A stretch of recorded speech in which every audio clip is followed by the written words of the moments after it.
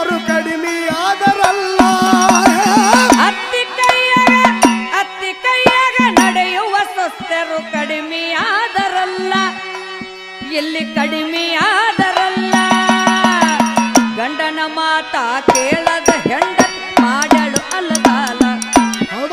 ಗಂಡನ ಮಾತ ಕೇಳದ ಹೆಂಡತಿ ಮಾಡಳು ಅಲಗಾಲ